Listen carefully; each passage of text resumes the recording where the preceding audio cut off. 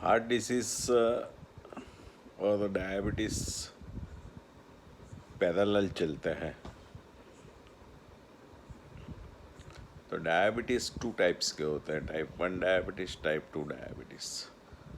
दोनों में पैनक्रियाज में इंसुलिन बनता नहीं है। पैनक्रियाज मीन्स एब्डोमेन में एक छोटी सी ग्रंथि आती है लीवर के नीचे, वो स्वादुपिंड बोलते हैं। उसमें बीटा सेल्स में से इंसुलिन बनता नहीं है, उसको टाइप 1 डायबिटीज़ बोलते हैं। वो एडोलसेंट लाइफ तक वो अपने सिम्टम्स दिखा जाते हैं।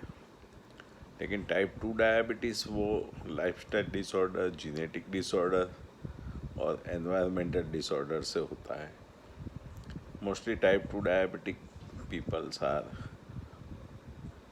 obese people, inactive people, those who has habit of drinking sweet beverages, then sweet creams, then white breads, bakery products, those who have a habit of eating non-vegetarian diet, fried food, saturated fat, milk products, वो सब type 2 diabetes में आ सकते हैं, because insulin resistance होता है। और जब जब भी आप सिंपल कार्बोहाइड्रेट ज़्यादा लेते हो तो लाइपोजिनेसिस होता है और फैट एक्यूमुलेट एब्डोमेन में और ऑर्गन के आसपास एक्यूमुलेट होती है और वो लाइपोजिनेसिस करती है, तो इंसुलिन रेजिस्टेंस होता है। और सब रोगों का मूल है इंसुलिन रेजिस्टेंस। इंसुलिन रेजिस्टेंस से metabolic syndrome, cardiometabolic syndrome, cardiometabolic renal syndrome वगैरह डेवलप होते हैं। आप अपने वेट लॉस नहीं करोगे, एक्सरसाइज नहीं करोगे, मीन्स वॉकिंग नहीं करोगे, डाइट में सिंपल कार्बोहाइड्रेट्स और सुगरी और वाइट मैदे की चीज़ें अवॉइड नहीं करोगे, non veg and sugary drinks, candies, pastries वगैरह अवॉइड नहीं करोगे, तो आपको टाइप 2 डायबिटीज़ हो सकता है। और टाइप 2 डायबिटीज़ में लाइफस्टाइल से भी आप उसको रिवर्स कर सकते हैं। और साथ में टाइप 2 डायबिटीज़ इंसुलिन एक तो कम बनता है पेनक्रियास में, और दूसरा सेल्स इंसुलिन का यूटिलाइजेशन नहीं करते, तो ग्लूकोज जो है वो ब्लड में जमा रहती है और वो किडनी के द्वारा निकलती है और ब्लड में लोडेड रहती है। तो ग्लूकोज का यूटिलाइजेशन नहीं होता है इंसुलिन द्वारा एनर्जी प्रोडक्शन में, मेटाबॉलिक फंक्शन में। तो मेन डायबिटिक को कंट्रोल करने के लिए आपको ओबेसिटी को कंट्रोल करना पड़ेगा, आपको वॉकिंग करना है, आपको डाइट में ग्रीन वेजिटेबल्स, फ्रूट्स जैसे कि पीचीज, एप्पल्स, कीवी, पेरूज, देन बेरीज, पपैया वगैरह सब फ्रूट खा सकते हैं, except very high glycemic index fruits like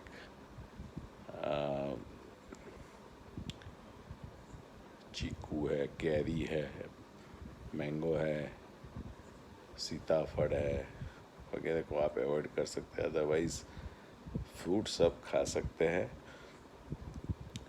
आप वाटरमेलन को अवॉइड कर सकते हैं, अदरवाइज़ आप ऑरेंजेस भी विथ स्किन खा सकते हैं। फ्रूट जूस नहीं पीना है, सोडा नहीं पीना है, कोल्ड ड्रिंक्स नहीं पीना है, और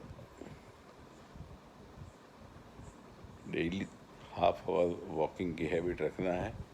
और डायबिटिक पेशेंट को खाने के बाद 5 मिनट चलना चाहिए, 10-15 मिनट बाद 5 मिनट वॉक कर लेना चाहिए। और दूसरा, डायबिटीज़ में insulin resistance is a main thing that leads to lipogenesis, और हार्ट डिसीज़ को वो एग्रीवेट करता है। तो इंसुलिन रेजिस्टेंस के दूर करने के लिए आप लाइफस्टाइल में आप ओबेसिटी कम कीजिए, विसल फैट कम कीजिए। वो डाइट से होता है कि आप हाई प्रोटीन डाइट खाइए, वेजिटेरियन हाई प्रोटीन डाइट खाइए, नॉनवेज अवॉइड कीजिए, सैचुरेटेड फैट वाला मिल्क अवॉइड कीजिए, सिंपल कार्बोहाइड्रेट, स्टार्ची प्रोडक्ट्स और स्टार्ची वेजिटेबल्स अवॉइड कीजिए, मल्टीग्रेन आटा वाली रोटी खाइए, भूख से कम खाइए, दिन में 3-4 बार खाइए, इंटरमिटेंट, और डायरेक्ट शुगर मत लीजिए। आपको सुबह में चाय पीते हैं तो शुगर की जगह जैगरी का यूज़ कर सकते हैं। वॉकिंग की हैबिट रखिए। बाकी तो आप खाने में सब कुछ एवरीथिंग सीज़न के अनुसार साग भाजी वगैरह ले सकते हैं। सलाद खाने से पहले सलाद लेना ज़रूरी है। अल्कलाइन फूड, ककुम्बर है, कैबेज है, कॉलीफ्लावर है, टोमेटोस है, वो सब ले सकते हैं। तो diabetes is a lifestyle disorder with genetic predisposition and environmental factor. तो आपको जब डायबिटीज़ डिटेक्ट होता है, फास्टिंग और पीपीबीएस बढ़ता दिखाई देता है ब्लड टेस्ट में, तो डॉक्टर तुरंत इंसुलिन सिक्रिटोजिनियस दवाई लिख देते हैं। अभी तो नई दवाइयाँ निकली हैं जो शुगर को किडनी के द्वारा निकाल देती है, अथवा तो इंक्रेटिन लेवल पे इफेक्ट करके जो ग्लिप्टिन की दवाई आती है वो इंसुलिन सिक्रीशन बनाती है और ग्लूकोज यूटिलाइजेशन करती है, इंसुलिन रेजिस्टेंस कम करती है। तो ये सब बहुत सी दवाइयाँ निकली हैं। लीराग्लूटाइड करके दवाई निकली है, डेली 1 इंजेक्शन, दूसरे इंजेक्शन लेंटस निकले हैं। लेकिन हाइपर इंसुलिनेमिया लाइपोजिनेसिस करता है, मीन्स हृदय रोग और एथेरोस्क्लेरोसिस ब्लॉकेज बढ़ाता है। तो डायबिटीज़ में आपको इंसुलिन लेवल चेक करना चाहिए, प्लाज्मा इंसुलिन लेवल, वो बहुत ज़रूरी है क्योंकि आपका इंसुलिन का डोज हाई तो नहीं जा रहा है। और लाइफस्टाइल में आपको स्ट्रिक्ट फॉलो करना है कि वॉक करना ही है, वेट लॉस करना ही है, सिंपल कार्बोहाइड्रेट खाना ही नहीं है, फैटी चीज़ खाना ही नहीं है, नॉन वेज खाना ही नहीं है, सैचुरेटेड फैट वाला मिल्क लेना ही नहीं है, मीठी चीज़ें बिल्कुल नहीं खाना है, वाइट ब्रेड बेकरी प्रोडक्ट्स बिल्कुल नहीं खाना है। हाँ, मल्टीग्रेन आटा वाली रोटी, सीजनल सब्जियाँ सब खाना है, सलाद खाना है, विटामिन सी वाले फ्रूट्स खा सकते हैं, एप्पल खा सकते हैं, बेरीज खा सकते हैं, पीचीज खा सकते हैं, पेरूस खा सकते हैं, कीवी ले सकते हैं, पर डे 1 वो सब ले सकते हैं। लेकिन weight reduction is a prime factor to control the diabetes, non insulin dependent diabetes mellitus. और साथ में डायबिटीज़ में दवाइयाँ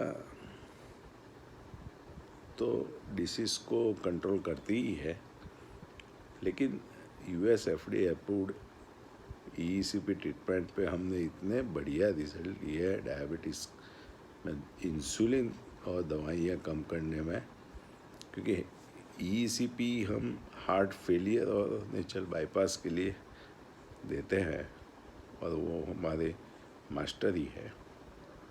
लेकिन उसमें डायबिटिक पेशेंट्स में इंसुलिन बंद हो जाता है,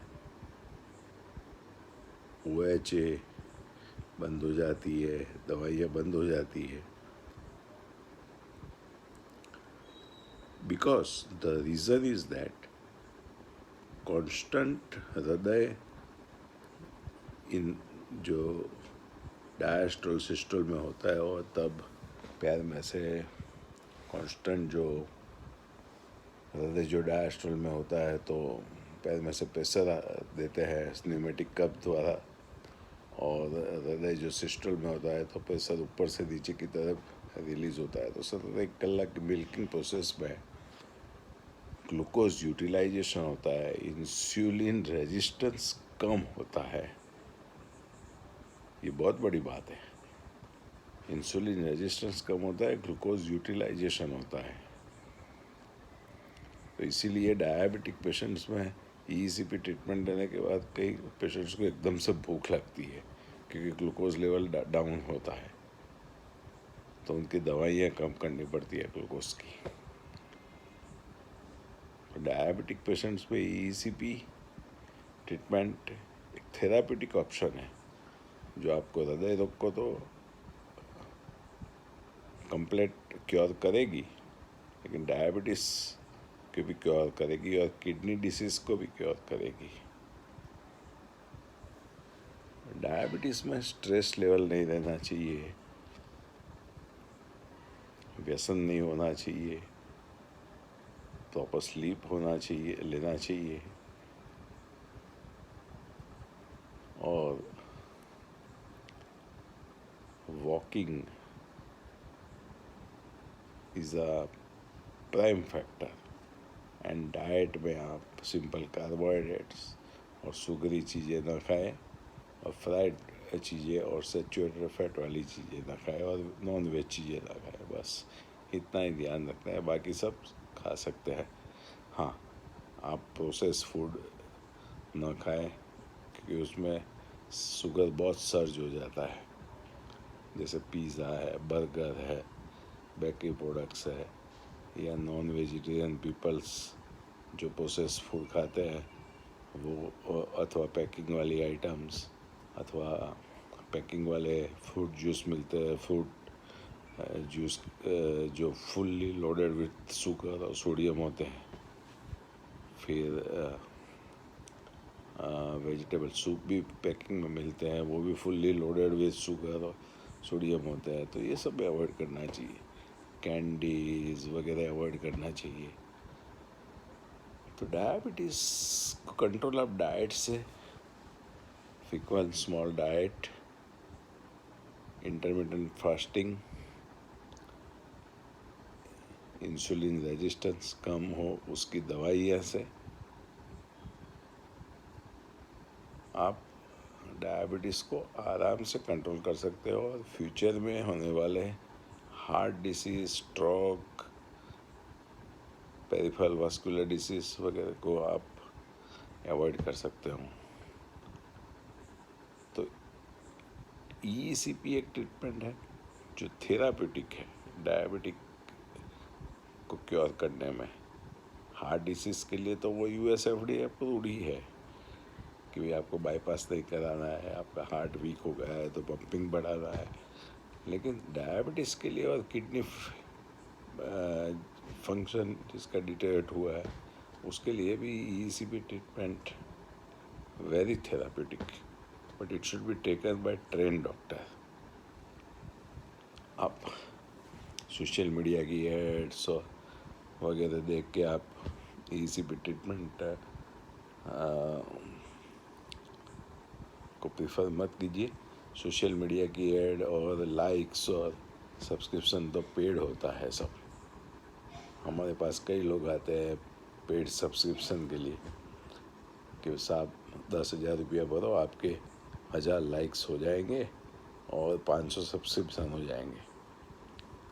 तो इसमें ये सब में मत पड़िए। डॉक्टर की क्रेडिटेबिलिटी, उसका एक्सपीरियंस, उसके पर्सनली जो पेशेंट ट्रीट किए और उनसे बातचीत करिए, वो बहुत ज़रूरी होता है। तो मैं एक चीज़ मानता हूँ कि डायबिटीज़ सर्कुलेटरी सिस्टम को डैमेज करता है, ये बात तो पक्की है। उसमें हार्ट भी आ गया, सेरिब्रोवास्कुलर डिसीज़ भी आ गया। तो सर्कुलेटरी सिस्टम में की एक ही पद्धति है जो पूरे वास्कुलर सिस्टम को खोल देती है, वो है EECP ट्रीटमेंट, और वो भी ट्रेन डॉक्टर के पास से लेना। हमने आपको एक प्रॉपर रास्ता बताया है, फिर आपको सर्जरी में जाना है, स्टेंट में जाना है, या EECP US FDA approved treatment लेना है, वो आप पे निर्भर है। लेकिन EECP पूरे हार्ट को रिवास्कुलराइज करती है, डायबिटीज़ को मॉडिफाई करके मीन्स डायबिटीज़ को टोटली कंट्रोल कर देती है, किडनी डिसीज़ को रिवर्स करती है। जब स्टेंट और बाईपास में एंजियोग्राफी होती है तो किडनी डिसीज़ डेवलप होता है, किडनी डैमेज होती है, और stent limited portion of heart को इम्प्रोवाइज कर सकता है, ब्लड फ्लो बढ़ा सकता है। बाईपास में भी ऐसा है, लेकिन EECP global heart, global myocardium को ब्लड सप्लाई बढ़ाएगा, पंपिंग बढ़ाएगा, नेचुरल बाईपास करेगा। That's why it has been approved by all the FDAs. Thank you very much.